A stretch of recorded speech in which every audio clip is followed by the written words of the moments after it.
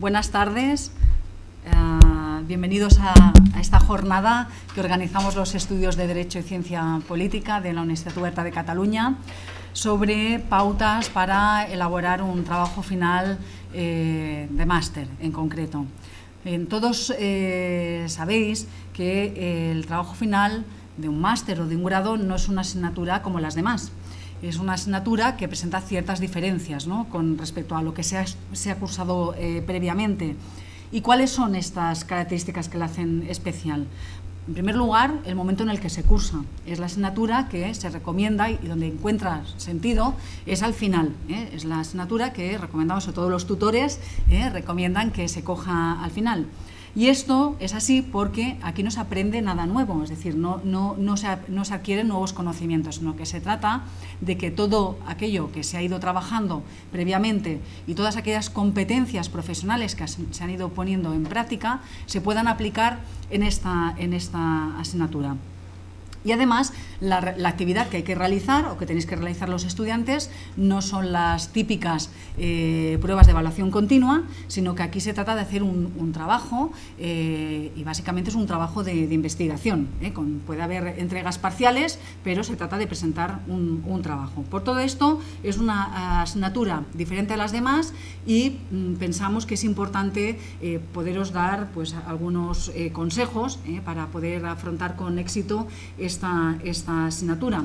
Pensad además que en el caso de los másteres, al tratarse de unas titulaciones más especializadas y que dan una formación más avanzada, los trabajos finales también constituyen, yo creo que podemos afirmar que constituyen también una prueba de la madurez y también de la profesionalidad del estudiante, que está a punto ya de completar esta formación que le permitirá incorporarse al mercado de trabajo. Por eso, como os decíamos, en esta jornada lo que pretendemos es ayudaros a orientar la asignatura a partir de la experiencia que tenemos ya consolidada de dos másteres que además son los que tienen mayor número de estudiantes, el máster universitario de abogacía y el máster universitario de fiscalidad. Y os vamos a explicar pues, qué consisten, cómo enfocar el trabajo, algunos consejos prácticos que esperamos que os sean útiles. Hemos dividido la jornada en tres partes, como habréis visto en el programa. En primer lugar, la directora del máster universitario de abogacía, la doctora Blanca Torrubia, nos dará algunas pautas muy útiles para poder hacer un buen trabajo final de máster y incidirán en algunos aspectos como cómo citar, etcétera, las fuentes. Asimismo, yo también como directora del máster universitario de fiscalidad también os explicaré algunas particularidades y las fases, ¿no?, y algunas cuestiones muy prácticas que caracterizan el trabajo final de este máster. A continuación os explicaré los premios que convocamos anualmente en los estudios para reconocer aquellos trabajos de mayor calidad y también de qué manera se puede dar difusión a estos buenos trabajos, porque pensamos que merece la pena el que un buen trabajo pues sea conocido no solo por el resto de compañeros y la comunidad académica, sino por cualquier persona que esté interesada en esa materia, precisamente por lo que se aporta de avance en el conocimiento, porque son trabajos de investigación más teórica o una investigación más aplicada. Y ya para finalizar, contaremos con la participación también de Miquel Pons, que es un ex compañero vuestro, titulado ya hoy en día del máster universitario de abogacía. Él fue el ganador del premio Excelencia de la mutualidad de la abogacía española de este año, y él nos hablará también de cuál ha sido su experiencia en esta asignatura y también cómo le ha servido para elaborar este trabajo que resultó premiado, que para nosotros es un orgullo, ¿no?, el que haya tenido este reconocimiento. Como comentaba hace un momento nuestro compañero Jorge de aquí de la sede, hemos organizado esta sesión a petición y por sugerencia de los representantes de vuestros representantes en la última reunión de la comisión de estudios que hicimos en el mes de febrero, que por cierto mañana volvemos a tener otra reunión. Ya para finalizar, yo quisiera daros las gracias a vosotros, porque si organizamos estas sesiones es por vosotros, por y para vosotros. Me consta además que algunos venís de muy lejos y por lo tanto, pues especialmente aquellos que os habéis desplazado en un día lluvioso, pues os damos especialmente las gracias, y también a los tutores del máster de abogacía y el máster de fiscalidad que también nos acompañan. Pues bien, dicho esto, cedo la palabra a Blanca Torrubia. Gracias, Ana. Mira, ¿puedes poner ahí lo de la... Hay un documento encima porque se iluminará. Vamos a aparecer. Bueno, buenas tardes a todos los que habéis asistido, estudiantes de los másteres de abogacía y fiscalidad y a los tutores de ambos másteres. Esta sesión, como os ha comentado la directora de los estudios de Derecho y Ciencia Política, la doctora Ana María Delgado, se hace a petición de los representantes, de los alumnos de vuestros representantes. Pero sí que es cierto que también es una buena ocasión para yo comentar algunas cuestiones que están pasando en relación a la elaboración del trabajo final de máster en el máster universitario en abogacía, que creo que os pueden ayudar de cara a evitar posibles problemas con su elaboración. Antes de nada voy a decir una cosa que no es nada digamos, bonito decirlo, pero que se debe de saber. Voy a empezar por lo malo para acabar con lo bueno. Y lo más bueno que tenemos es que tenemos el ganador del premio de excelencia, que es de nuestro máster, que eso ya mejor que eso no se puede decir nada más, ¿no? Lo malo es que hemos detectado en los estudios una serie de faltas en la elaboración de los trabajos finales de máster, que seguramente por buena fe, pero que en cualquier caso no es, entre comillas, perdonable a estas alturas digamos, de los estudios, de vuestros estudios.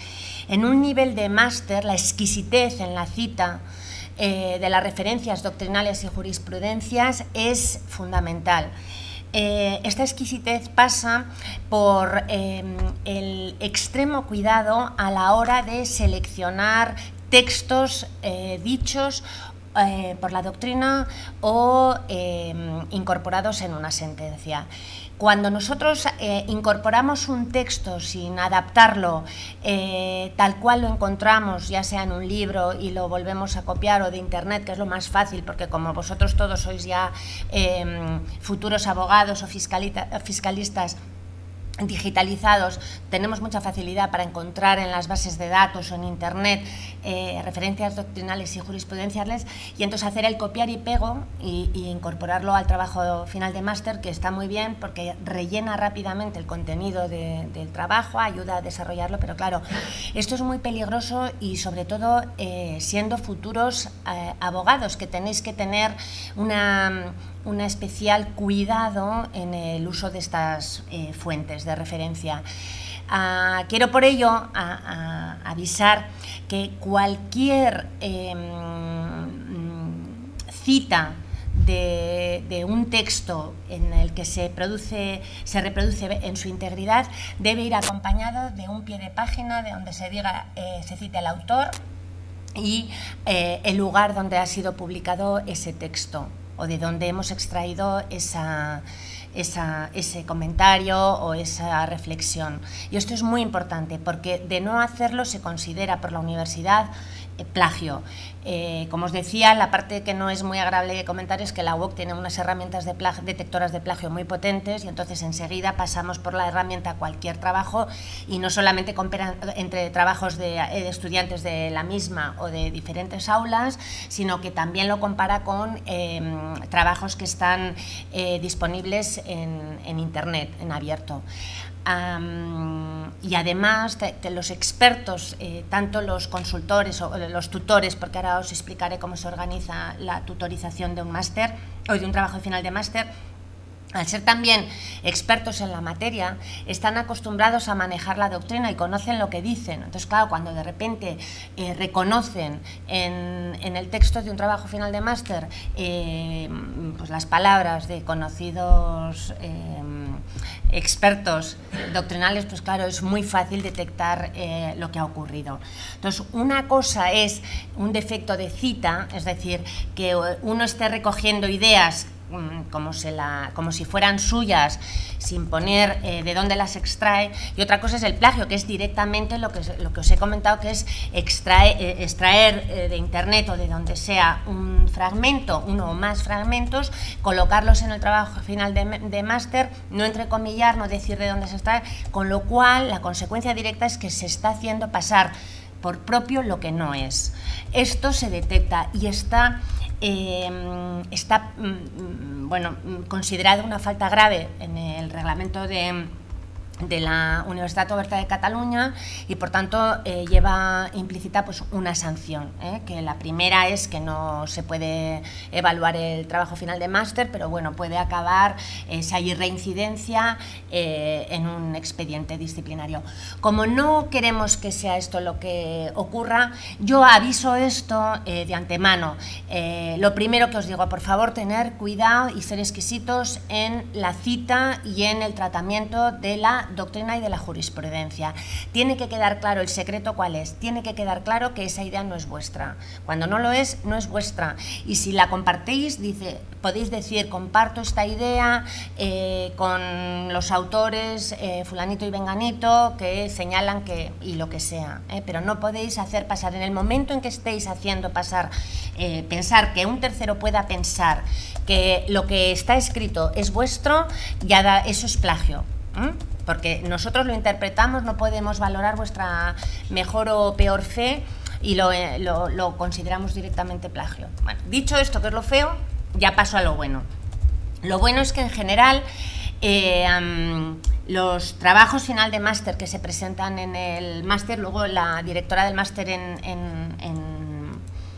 fiscalidad hablará de su máster, pero es buena, la calidad es buena y tenemos trabajos realmente de un nivel muy elevado y prueba de ello, vuelvo a repetir, es el premio de excelencia que obtuvo uno de vuestros compañeros.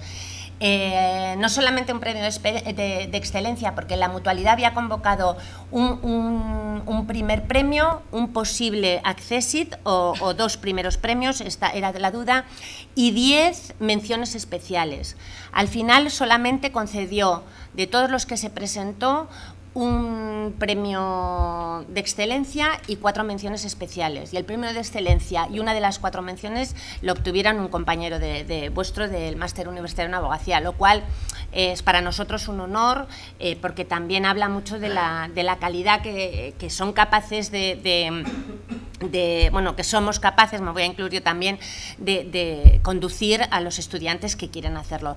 Todos los estudiantes que estudian cualquier máster están en condiciones de acabar siendo excelentes, pero también requiere un trabajo y, sobre todo, atención a las pautas que se dan, tanto desde los estudios generales, en el caso del máster en abogacía por parte mía, pero también de los consejos que continuamente se les da a través de los tutores, de los profesores responsables, de los consultores. Tenéis que estar atentos porque eso es una gran ayuda. Y también hemos detectado que en un porcentaje minoritario, pero que también lo hay estudiantes, hemos detectado estudiantes que no consultan los mensajes, las informaciones y demás pautas que se les dan a la hora de elaborar un trabajo final de máster, con lo cual también esto propicia que ocurran más, bueno, pues más incidencias no deseables. Cuando uno ya sabe a qué atenerse, pues todo va sobre ruedas, y cuando no sabe, pues improvisa, se queja, no está a gusto, pero es que claro, no se ha tomado la molestia de acceder a toda la información que realmente dispone.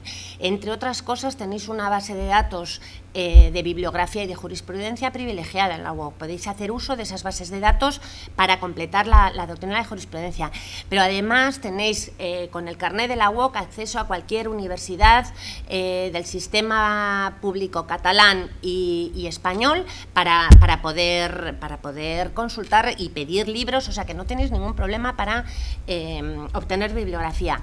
Pero además, a la hora de elaborar el trabajo final de máster, como ya vais a ver, vais a tener a un tutor que se encarga de acompañaros en el proceso de elaboración del trabajo y de daros las pautas a la hora de la doctrina, de decidir cuál es la doctrina más relevante, de dónde podéis, cómo podéis enfocarlo, cómo la podéis trabajar, etcétera. Bueno, pues dicho esto, os voy a dar 4 indicaciones acerca de cómo elaborar o qué menciones o cómo empezar a preparar un trabajo final de máster, que creo que serán de gran ayuda para vosotras. Para vosotros. Como os ha comentado la profesora Delgado, es necesario en cualquier titulación de máster universitario que esta culmine con un máster, con un trabajo final de máster. El trabajo final de máster es la culminación de todos aquellos conocimientos que se han aprendido a lo largo del curso previo. Entonces, el trabajo tiene como finalidad demostrar que se es capaz de demostrar que realmente se han aprendido. Ahora hablamos de competencias y adquisición de objetivos, pues que se es capaz, que se ha sido capaz y que ese trabajo final de máster sintetiza todas esas competencias aprendidas. Bueno, la necesidad de que la titulación acabe en un máster se introdujo por el Real Decreto 1393 de 2007, del 29 de octubre, y de ahí viene el hecho de que siempre que curséis un máster universitario, también en los propios se hace, pero bueno, siempre en el último momento hay un trabajo final de máster. En el caso del máster en abogacía, como son 90 créditos, y el Real Decreto que os he mencionado dice que el trabajo final de máster puede tener entre 6 y 30 créditos, ECTS, la equivalencia del ECTS son 25 o 30 horas por crédito, para que lo sepáis, de que son horas de dedicación. Pues en el caso del máster universitario, dado que, como sabéis, los tutores y los estudiantes del máster tienen 90 créditos ECTS, de ellos 30 son créditos prácticos, que es práctica de abogacía. Optamos por elegir el mínimo de los créditos para el trabajo final de máster, con lo cual son 6, que traducidos por los 25 o 30 créditos oscila entre unos 125 o 125 horas de dedicación al mismo. Ya sabéis que la normativa de acceso a la profesión nos marca las 15 competencias que se tienen que adquirir, además de los objetivos prácticos, y el trabajo es la culminación de todos esos objetivos y competencias. Pues entonces, ¿qué ocurrió? Esta ley dice, bueno, tiene que haber esto, nosotras la UOC optamos por los 6 créditos, pero luego también hay libertad para determinar el modo en que se tiene que desarrollar ese trabajo final de máster. En esta tesitura, ¿qué hicimos?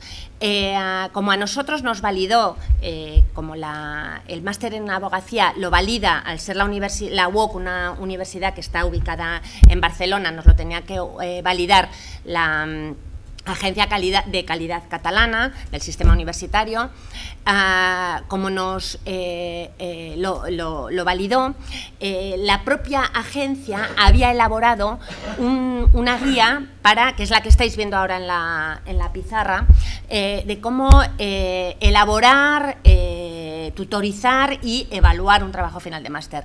¿Qué hicimos? Incorporarlo. ¿Por qué? Porque son unas pautas buenísimas y ahora os las voy a explicar.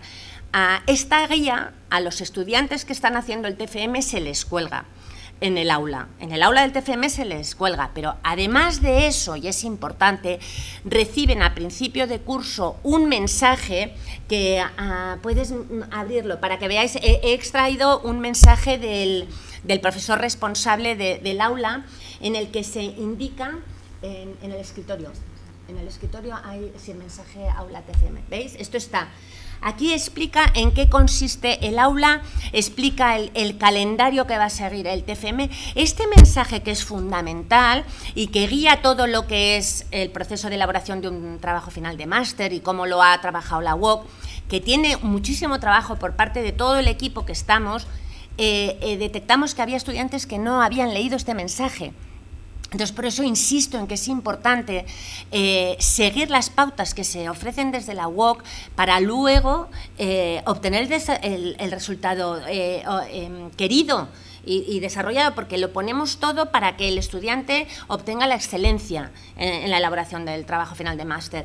En este mensaje, donde se explica cuáles van a ser las pautas, el seguimiento que se va a hacer, el método de asignación del tutor, etcétera, ya se explica que nosotros hemos optado por, como coincide, nosotros las prácticas que hacemos en el máster pasan por 4 despachos, que somos en eso únicos, porque los demás másteres universitarios supone que pasan solamente por una de las instituciones o por un despacho. Nosotros les hacemos que pasen por 4, por el despacho civil mercantil, que es 10 créditos, por el despacho penal, que son otros 10 créditos, y por los despachos contencioso y social, que están unidos en otro despacho. Son 30 créditos. Claro, como todos ellos están trabajando con casos reales que les están dando los abogados, se ven obligados a elaborar el trabajo final de máster en un momento de máximo agobio, cuando optan por hacer todo a la vez, por cursar todo a la vez. Ahora ya cada vez más los estudiantes son conscientes de que esto vale para todos los másteres, de que si están trabajando es imposible, es humanamente imposible cursar los 30 créditos o 36 créditos que constituye el final del máster, compatibilizarlo con un trabajo. Es humanamente imposible, no hay horas. Entonces, ¿qué ocurre? Nosotros damos 6, pero además facilitamos, porque decimos, bueno, el trabajo pedimos 10.000 palabras y que más o menos son 20 folios, que no es mucho. Y en esos 20 folios se puede condensar todo el trabajo que estamos buscando, con las pautas que se dan, con la doctrina, y además se puede aprovechar para ser sintético, para ser buen investigador, para acreditar el buen uso de las fuentes, el buen uso del lenguaje jurídico, el saber desarrollar los objetivos, el plan de trabajo, etcétera. Con esos no es duro, pero requiere una planificación, pero es que la planificación también es una competencia que debe de tener cualquier buen abogado, y también los fiscalistas, solo faltaba. Esto es fundamental. Imaginemos a los abogados, se tienen que encontrar, y esta es otra cosa que aprovecho para decirla. En el mundo de la abogacía uno no puede prever los plazos, porque ya sabéis que el juez está sujeto a unos plazos, pero como no puede no cumplirlos, pues las cosas no salen como uno espera. Sin embargo, los justiciables y los abogados están sujetos a esos plazos, y si no se cumplen esos plazos, las consecuencias mejor que no las mencione, porque desde perder un asunto que estaba ganado hasta la consecuente denuncia por responsabilidad civil, porque claro, el cliente al que el abogado se le ha dejado precluir un plazo y que pierde por ello una pretensión, pues imaginaros lo contento que está. O sea, un abogado tiene que ser especialmente consciente de la importancia de los plazos, y en el máster tiene que trabajar con esa idea. Esto les obliga a una planificación, y la planificación también se refleja a la hora de estudiar las prácticas y de compatibilizarlas con el trabajo final de máster. Entonces, ya lo tenemos en cuenta. Y los estudiantes lo tienen que tener en cuenta. Entonces, ¿qué pretende el trabajo final de máster? Entre 125, 150 horas, 175, porque a veces no es matemático, pero para que lo calculéis, horas de dedicación. Bueno, pues que sea un compendio de todas las cuestiones sustantivas, procesales y deontológicas que se han abordado a lo largo del curso de formación. Y en cualquier caso, en el máster, el trabajo final de máster tiene que incluir el análisis de la doctrina, el estudio de la jurisprudencia y la opinión personal del que está haciendo el trabajo final de máster, del estudiante que lo está haciendo. ¿Cómo culmina este trabajo? Con una exposición de 10 minutos máximo, pública, oral y pública, que como somos una universidad virtual, se realiza a través de la herramienta Presenta, colgando el vídeo, y además es a lo que vamos. Yo lo digo siempre, la vieja abogacía está ya en desuso, nosotros vamos a la vanguardia. Ahora ya el futuro de la profesión pasa por abogados que optimizan recursos, que trabajan online, que usan puntualmente un despacho que tienen arrendado y que cuentan con clientes que muchas veces ya tienen una información adquirida en Internet que les condiciona a ellos la respuesta. O sea, esto ya no es, los abogados ya, no sé si por suerte o por desgracia, ya no somos esa figura intocable que éramos hace tiempo, ¿no? Entonces ahora lo que tenemos que hacer, como todo, es adaptarnos a los nuevos tiempos, y en ese sentido tenemos la suerte de que la UOC está asesorada por los mejores expertos, que por supuesto estamos en contacto con las tendencias de Estados Unidos, que es por donde viene la abogacía virtual y el futuro de la profesión, y que os damos esas herramientas para que seáis capaces de adaptaros, y hay que hacerlo. Y la forma de adaptación está también en la forma en cómo se trabaja en los trabajos final de máster, ya no os digo los despachos, sino también los trabajos final de máster, siendo capaz de obtener que las nuevas tecnologías nos ofrecen un acceso rapidísimo, pero también tenemos que ser cuidadosos a las fuentes doctrinales y jurisprudenciales, ¿sí?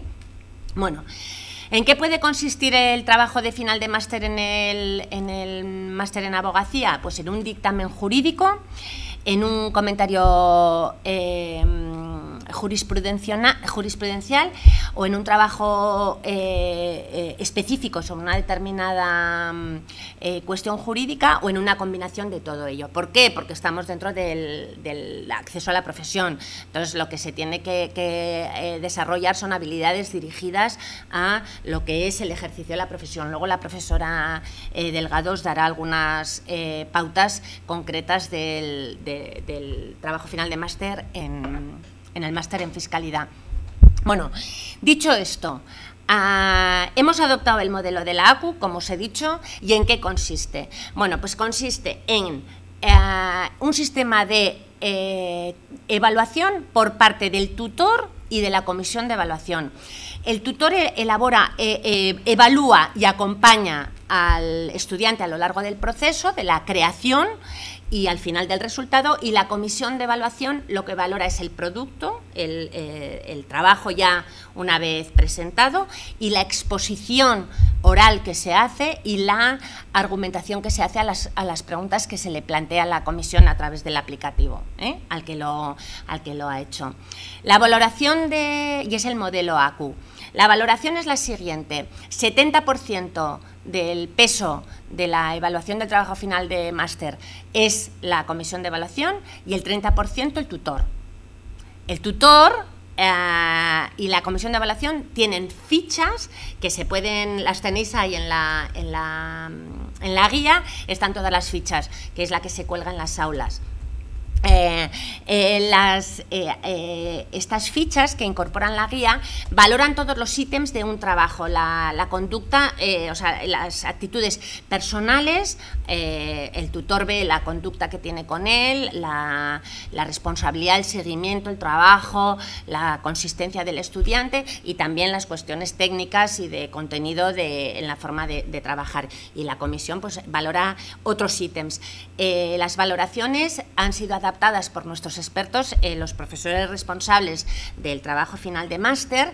Han hecho unas guías adaptadas, a partir de estas fichas han hecho una adaptación ad hoc para valorar los ítems de los trabajos que se presentan por los estudiantes, ¿de acuerdo? Entonces, al final, la nota que resulta del trabajo final de máster es la media ponderada, pero al 70% de la comisión de evaluación y al 30% del tutor, ¿de acuerdo? Esta es la media, que lo sepáis, y es lo que se considera más adecuado para hacer una correcta valoración del trabajo final de máster.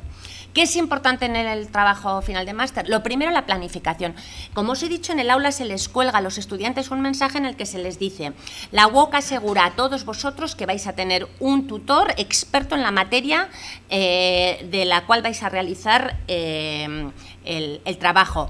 Ahora bien, hay un orden de asignación de tutores por especialidad si estáis interesados en ello. Es decir, si alguno de los estudiantes está interesado en hacer civil, en trabajar alguna cuestión de civil, e incluso dentro del área de civil, pues algún alguna materia específica, familia, lo puede, o lo que sea, matrimonio, lo que sea, sucesiones reales, lo que sea, entonces lo puede decir. Y se asignan por orden cronológico los expertos que tenemos. Claro, al que no contesta, que algunas veces lo hay, como os he dicho, o al que lo hace más tarde, de manera que ya no tenemos el tutor experto, este estudiante ya viene obligado a coger el tema que le va a indicar el tutor experto, que ya no se había pedido civil, pero lo ha pedido tarde, pues a lo mejor le toca hacer penal.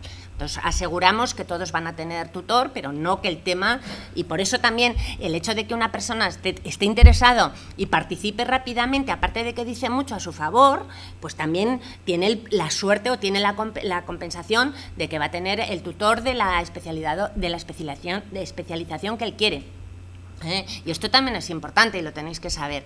Y el tutor lo explica, y luego el propio tutor dice, hay dos pautas, hay varias fechas claves, la de elección del tutor, la de entrega del trabajo y la de la presentación del trabajo y la evaluación. Pero entre medio hay dos momentos en los que tienen que hacer entregas parciales del trabajo.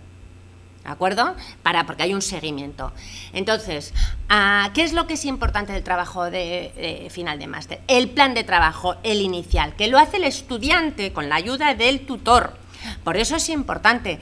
Nos hemos encontrado a veces con tutores que nos cuentan que es que el estudiante no le contesta. Como estamos en la Universidad Oberta de Cataluña, ya sabéis que nosotros tenemos muchas vías de comunicación, no solamente el campus, pero también si el tutor quiere puede comunicarse por Skype, porque a veces están fuera, pueden comunicarse por Hangouts, tienen muchas, pero es que a veces no les contestan, y entonces los tutores nos dicen, oye, pero ¿qué pasa con este estudiante? Le he escrito 3 veces. Esto es importante, claro. El tutor luego refleja esa actitud en la ficha que nos llega a nosotros. Entonces, esto es importante también por parte porque al final es cierto el dicho de que uno muestra cómo es en todo lo que hace, ¿no? Y claro, el que abandona los plazos, pues tampoco es muy prometedor como futuro abogado, no da una buena imagen. Entonces, uno lo puede aprender y lo puede saber, pues entonces también puede esforzarse en hacer un seguimiento propio, voy a decir propio y lógico, de lo que está estudiando y para lo que se supone que es su vocación, ¿no? Bueno, entonces, el plan de trabajo. El plan de trabajo tiene que tener una serie de puntos que son esenciales. Uno, ¿cuál es? Pues proponer un título. A veces parece una cosa sencilla, pero es que el título es importante porque ya nos da la información de aquello sobre lo que va a versar el trabajo, y el título tiene que ser coherente con el contenido del trabajo, porque si no, si decimos análisis jurídico del régimen económico matrimonial en las Islas Baleares y luego nos enrollamos con lo que es el matrimonio y el divorcio, pues entonces no estamos dando coherencia ni al título ni al contenido. Entonces ya esto genera una distorsión, ¿no? ¿Qué es importante también? Que el trabajo que se haga dentro del plan de trabajo, un resumen de lo que se pretende conseguir con ese trabajo final de máster y de los apartados a través de los cuales se va a desarrollar esa finalidad. También tiene que figurar el tema, tienen que acordar en el plan de trabajo el tema del trabajo, y se tiene que justificar la relevancia del tema elegido. ¿Por qué es relevante? ¿Qué voy a aportar? ¿Qué quiero investigar? ¿A dónde voy a ir? ¿Por qué lo hago? ¿Qué voy a aportar a la sociedad con este trabajo? ¿Qué quiero descubrir? ¿Dónde está el problema? ¿De qué me he dado cuenta? ¿Por qué quiero hacer esto, ¿no? Y eso es importante, contextualizarlo. Tiene que haber, como os he dicho, en el ámbito jurídico, una fundamentación doctrinal y jurisprudencial. Luego, como futuros abogados, ya veréis que podéis citar la doctrina, pero al final un buen abogado se suele basar en la jurisprudencia, y no solo eso, sino que muchas veces la jurisprudencia es contradictoria, pues normalmente busca la que le favorece, ¿eh? A nivel de Tribunal Supremo a veces ya se consolida la doctrina, pero otras veces es contradictoria, incluso a esos niveles, ¿no? Entonces, claro, pues uno siempre en la búsqueda de la defensa del cliente, que es un derecho constitucional que tiene, pues se apoya en aquello que tiene, pero desde luego, como un escrito esté basado solamente en ideas propias del abogado, no va a ninguna parte, tiene que estar siempre basado en, sobre todo, primero, jurisprudencia y un poquito también en doctrina para poder apoyarlo, pero vamos, es la jurisprudencia, que lo sepáis. Y luego, en consecuencia con el futuro ejercicio que requiere que los escritos se presenten de manera clara, concisa, porque además un juez ya no tiene cabeza para leer rollos, y os lo digo así de claro, tiene que presentársele escritos claros, concisos y que rápidamente se entienda lo que se pretende, ¿no? Pues eso es el secreto. Pues con el trabajo final de máster igual, o sea, tiene que quedar clarísimo. Por eso nosotros no nos extendemos 20 folios, que no es nada para lo que suelen ser, pero que tengan estos puntos, que cumplan estos puntos. Y entre otros es la fundamentación doctrinal y jurisprudencial. Y si se está hablando de un tema que no hay fundamentación, pues entonces se habla de la parte jurisprudencial, pues se habla de la parte doctrinal que pueda estar relacionada o que lo empiece a investigar, o lo que queráis, o de prácticas que haya, pero tiene que haber un peso, una argumentación. Sí. La extensión, dice usted, 20 folios. Sí. Yo tenía entendido, corríjame, no sé, lo he escuchado quizá en otros foros, que el TCM, la extensión mínima, se quería que fuera 100 folios. No. Y el trabajo fin de grado, 80. No sé dónde ha sido eso, pero morirían nuestros colaboradores docentes, aparte de todo. No. Hay libertad, como he dicho antes, el Real Decreto deja libertad en cómo establecer la regulación del trabajo final de máster. Nosotros, por dos cuestiones, una operativa, y es que nosotros, en estos momentos, el máster en abogacía de la UOC es el número 1 en estudiantes de toda España. Entonces, claro, nosotros tenemos que hacer una gestión eficaz de los estudiantes. Y entonces, si hiciéramos trabajos de 100 folios y tuviéramos que organizar no solamente a tutores, sino a comisión de evaluación, que son 3 expertos, la comisión de evaluación está integrada por 3 expertos, que tuvieran que leerse 100 folios, y aunque solo sean 5 lo que tengan que valorar, 5 trabajos, pues no daríamos abasto. Nosotros lo hemos reducido a 20 para el trabajo final de máster, y en esas 20 páginas ya lo hemos estudiado porque podemos detectar perfectamente si el estudiante ha cumplido con todos los objetivos que se le ha impuesto. De todas maneras, esto ya es una cuestión que depende de cada... ya la extensión depende de cada máster, de las directrices que se den. En el caso del máster universitario de fiscalidad, lo que pedimos son 20 páginas, pero como mínimo.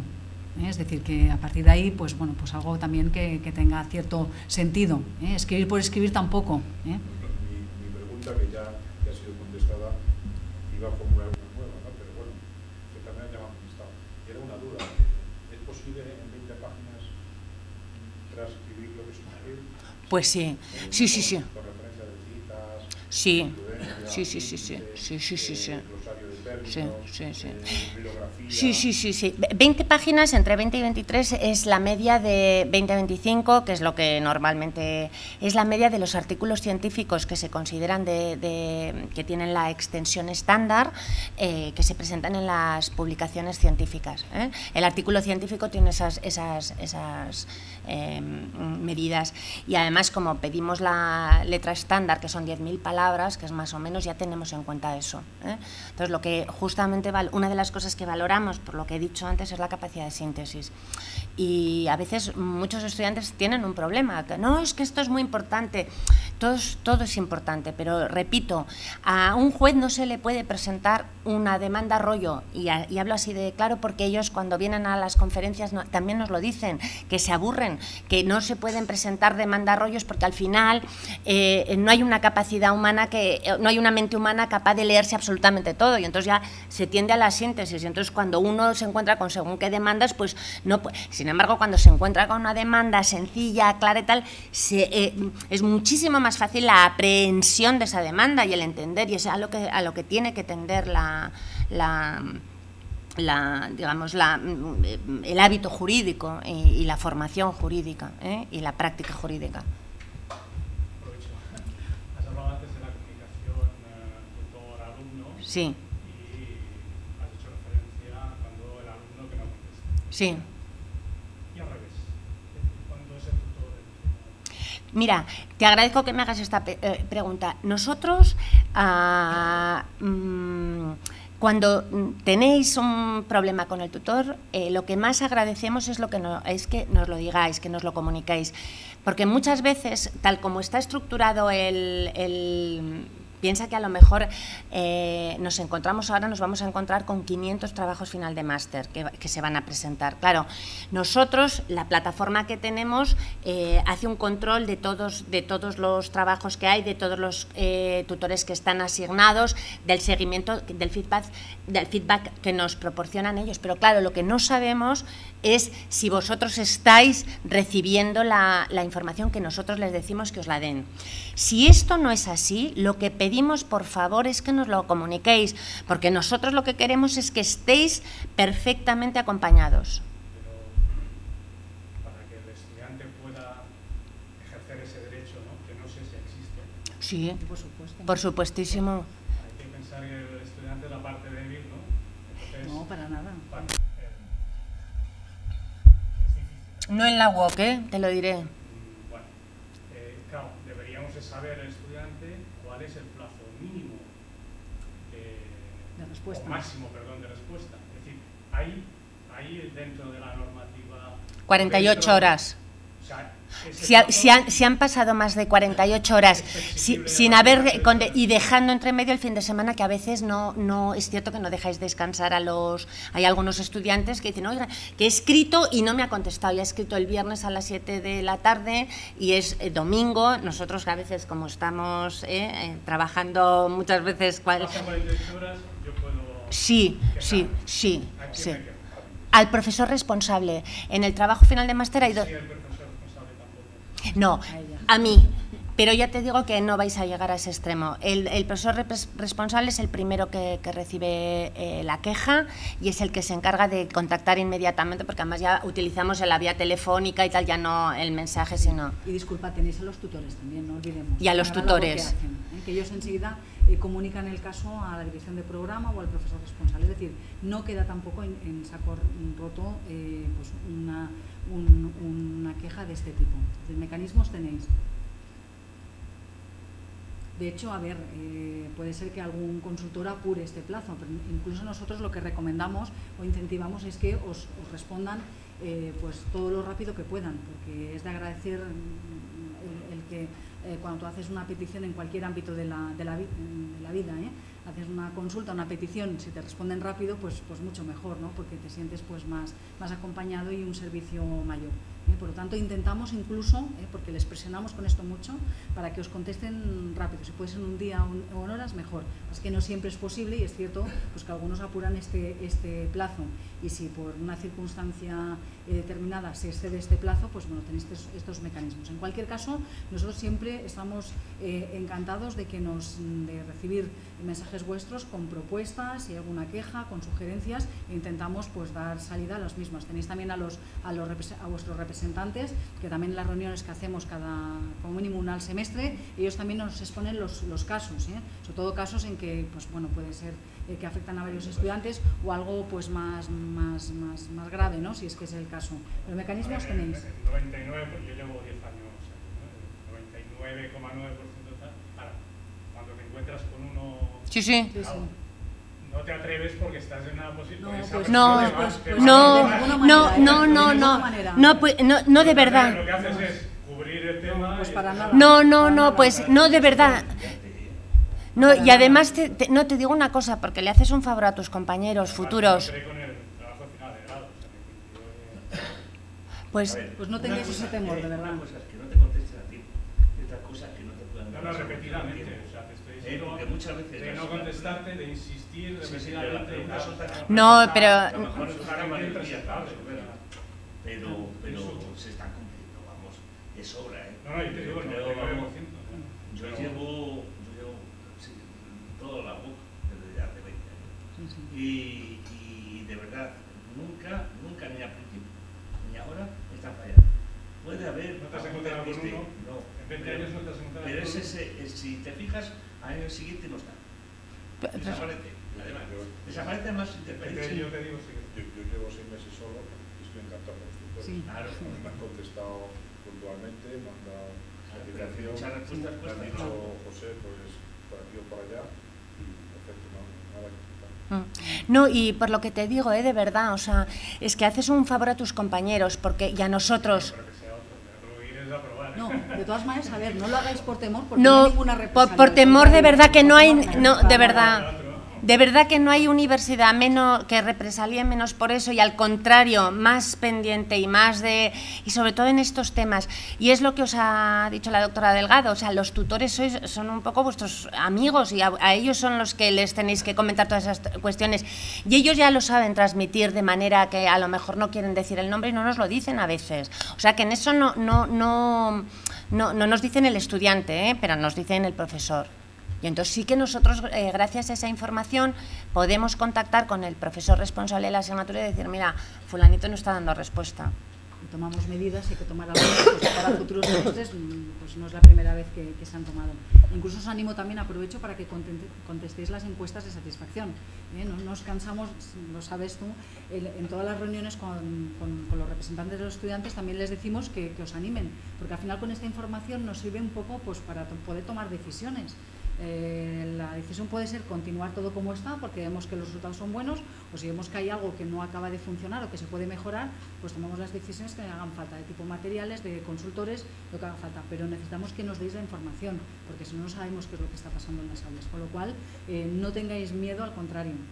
Nosotros lo que queremos es que nos comuniquéis las cosas, tanto las buenas como las malas, ¿verdad? Bueno, sigo, ya me queda muy poco para pasar a la... estaba hablando de lo que tiene que tener un plan de trabajo, pero que luego será el reflejo de lo que tenga el trabajo final, porque a lo largo de la elaboración del trabajo van cooperando el tutor con el estudiante. El índice de los contenidos, que esto es importante que lo tenga, luego a veces se formulan unos y acaban siendo otros, pero es importante tenerlos para poderlos reformular, porque si no se tiene, no se puede trabajar. Y el hecho de tener una planificación nos permite desarrollar con coherencia un trabajo, aunque luego los cambiemos, pero necesitamos tenerlos para poderlos cambiar. Las fases en las que se elaborará el trabajo, esto es importante en la planificación, y cómo se establecerá el plan de trabajo para cada fase, esto es importante que se haga con el tutor. Explicar las técnicas que se han utilizado para la recogida de información, vuelvo a repetir, importantísimo, doctrina, en el caso jurídico, doctrina y jurisprudencia, que son las fuentes luego también puede haber datos estadísticos que también se recogen de determinadas webs o sitios donde podemos obtenerlas, pero hay que explicarlos siempre de dónde salen los datos, que es lo mismo que ocurre en cualquier demanda, hay que justificar siempre el por qué y cómo. Se puede hacer un calendario, hemos dicho, de cómo se desarrollarán las fases, y por último una revisión general que se transformará al final en la bibliografía del trabajo, que para eso está el tutor, de las referencias bibliográficas y doctrinales o los datos que se necesitarán para completar el trabajo. Bien, cuando digo que la guía es muy importante, es importante porque no solamente os dan pautas al respecto, que yo os las he aplicado, os las he explicado adaptadas al máster en abogacía, que tiene sus especificidades, porque os da pautas de cómo redactar la introducción del trabajo, que la introducción es la parte donde se explica cuál es el objetivo del trabajo, qué es lo que se pretende, a partir de qué se va a trabajar, qué es lo que habéis observado, cómo vais a desarrollar, que es como una fotografía inicial de lo que se va a hacer en un futuro. Os explican también cómo explicar la finalidad del trabajo, es decir, cuáles aquellas inquietudes que queréis transformar en investigación para obtener un determinado resultado y cuáles son los medios que utilizaréis para conseguirlo. Os lo explica, y cómo desarrollarlo os lo explica este modelo. También de qué manera podéis fundamentar la parte teórica del trabajo, os da explicaciones, cómo podéis, os da algunos consejos secretos, ahí lo podéis encontrar. Cómo hacer que el trabajo resulte coherente a partir de la estructura que se ha hecho, ¿no? Pues tiene que ser coherente en el sentido de que todos los apartados que se ha desarrollado conduzcan a la finalidad, o sea, que todo sea un proceso que justifique la conclusión que se obtenga, porque al final el trabajo es como una novela, una introducción, un desarrollo y unas conclusiones, y las conclusiones son las propias, la opinión del estudiante. Y esto es lo que es muy interesante, porque esto es lo que hace que se haga, que suponga un progreso, un avance jurídico, pero que es científico. Perdónenme la pregunta, no se le ha atrevido a plantear esta cuestión. ¿Ustedes nunca se han planteado, estamos en el mundo de la tecnología, en el mundo digital, acompañar ese trabajo, fundamentalmente de forma tradicional, papel, con el papel, por el fichero, con un acompañamiento de material multimedia explicativo de ese trabajo que está haciendo, que complemente y enriquezca? Por ejemplo, como un ejemplo, para ser un concreto. Yo, por ejemplo, en mi trabajo de grado, perdonen la cita, tuve que hacerlo sobre la ley de costas. Bueno, pues hice un trabajo de costas y luego estuve buscando en distintos medios fondos documentales de reputadas figuras del urbanismo español y internacionales, y luego fui capaz de cortar, de quitar, hacer una introducción. Bueno, monté un vídeo en la fotografía me salió bastante bien. No, seguro. Completando ese trabajo documental y lo vi. Entonces, bueno, eso también, de alguna manera, en mi humilde entender, ustedes son los que saben, bueno, pues enriquece y le da más sustancia, si se quiere, al trabajo, ¿no? Mira, sí, no, yo creo que ella, la doctora Delgado, a desarrollar más este tema. Es interesantísimo lo que has comentado, muy interesante, y además creo que sí que es el futuro en la era digital en la que estamos. También te comento una cosa, ahí dejamos un poquito de libertad por lo siguiente. Como estamos en un momento con el máster en abogacía en que los estudiantes van literalmente desbordados, requerimos un nivel de exigencia, digamos que tradicional, en el sentido de que sea argumentado jurídicamente, bueno, todas estas, que lleve todas estas pautas o que cumplan las pautas que estoy revelando. Pero sí que es cierto que luego a la hora de presentarlos hay muchas diferencias entre unos y otros, y hay algunos que, como comentas, presentan además material multimedia interesantísimo, y en la presentación de 10 minutos que tienen que hacer utilizan un despliegue de medios que es un gusto ver cómo exponen el trabajo, y hay otros pues que están delante de la webcam de su casa y están hablando así, y cada uno usa pues lo que sabe y lo que entiende. Es cierto que no hemos llegado a exigirlo ni a poner un nivel de... sí lo valoramos, porque además es uno de los ítems en la presentación, cómo se hace, lo valoramos, pero no hemos llegado a imponerlo, precisamente por no, en el caso del máster en abogacía, por no generar más presión, porque como están haciendo las prácticas, van con el tiempo desbordados, van siempre, que forma parte, supongo, del derecho del estudiante, aunque no, te comentaba tu compañero que él no se atreve, el resto de tus compañeros se quejan por lo que no te quejas tú, pero todos ellos, y entonces que tenemos tenemos mucho trabajo, es un continuo, ¿no? El máster de abogacía en la época en el momento de los despachos, que además el trabajo final de máster, al igual que las prácticas, no se pueden matricular hasta que no tienen 40 créditos, con lo cual, si quieren acabar en el último trimestre, la verdad es que van muy, muy justos. Muchas veces no podemos pedirles ese plus, que es interesantísimo y que lo valoramos. Cuando se hace, lo valoramos. O sea que muchas gracias, lo valoramos, pero es cierto que no lo imponemos. A ver, lo importante es que es un trabajo de investigación, con lo cual es el trabajo clásico, ¿no?, de investigación. Sí que es cierto que esto que tú comentas pues, es un trabajo complementario de ese trabajo de investigación. En el caso del máster de fiscalidad ya comentamos, luego lo vemos más en detalle, ¿no? Pero sí que permitimos que se presente junto con el trabajo todo aquel material complementario que puede ser algo de este tipo, pueden ser declaraciones fiscales pues, que se hayan cumplimentado, puede ser una minuta que se haya pues, hecho, ¿no?, del abogado resolviendo el caso y calculando las horas de trabajo, depende. Entonces permitimos que se acompañe el trabajo de todo aquello que cada estudiante considere que enriquece ese trabajo o que sea un material en el cual se ha basado también para poder presentar el trabajo de investigación, con lo cual aquí sí que lo valoramos. Y de hecho nosotros tenemos una fase en concreto que, aparte de lo que es luego lo explicaré, que es la presentación, no la defensa, sino la presentación. Aquí obligamos a todo el mundo porque consideramos que igual que el abogado de hoy en día, pues el asesor fiscal en la sociedad de la información tiene que dominar las tecnologías de la información, ¿no? Y al igual que también valoramos que se toque que en el objeto de investigación esté presente el componente tecnología de la información, administración electrónica tributaria, pues hoy en día es básico, no podemos estar de espaldas, ¿no?, a este fenómeno. Entonces sí que obligamos a que todos los estudiantes hagan una presentación en PowerPoint y que puede incluir algún vídeo, puede ser más dinámica o menos dinámica, también pues con ciertos requerimientos que pedimos, ¿no? Pero sí que hay una presentación en PowerPoint, aparte del trámite de defensa, luego lo vemos. Pero sí que permitimos que se presente el trabajo de todo aquel material complementario que cada estudiante decida.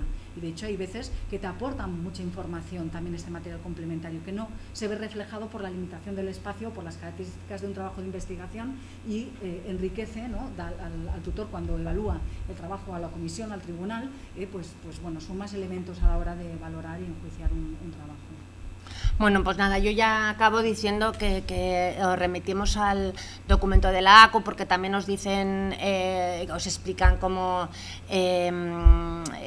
concretar la finalidad del trabajo, redactar la fundamentación teórica, contextualizarlo, describirlo y cómo redactar las conclusiones. Y luego ya con esto acabo, tener en cuenta también, y esto es muy importantísimo, la correcta ortografía y sintaxis del trabajo, porque claro, ya a nivel de titulado, de máster, es fundamental manejar correctamente, pues como digo, la ortografía y la sintaxis. En otro caso es imperdonable. Y a veces es tan sencillo, dices, bueno, es que cómo se puede estar diciendo, pero sí, aunque solo sea así, por las dudas que uno puede tener, porque maneja el bilingüismo, por lo que sea, es tan sencillo como utilizar un corrector y a la hora de la sintaxis repasar el texto para ver si es entendible. Solo con eso ya ayuda mucho. Es decir, si yo esto lo pusiera a una persona que no sabe lo que estoy explicando, ¿lo entendería? Entonces es importante utilizar palabras y frases cortas, porque cuando empezamos en un bucle que no hay quien se aclare, pues empieza y se quiere y entonces se incluye otra cosa, bueno, al final es un lío. Entonces con esas cosas tan sencillas, que ya a un nivel de máster que también requiere el manejo de un lenguaje jurídico apropiado, pues solamente con también tener un poco de cuidado a la hora de repasarlo, ver que realmente tenemos completados todos los apartados que he comentado antes, el de la bibliografía, el índice, que hemos seguido la introducción, el desarrollo, los apartados y la conclusión, pues ya con eso, bueno, pues luego lo comentará Miquel, su experiencia. Muchísimas gracias, ya he acabado, y muchas gracias de nuevo por venir, a los estudiantes y a los tutores. Gracias.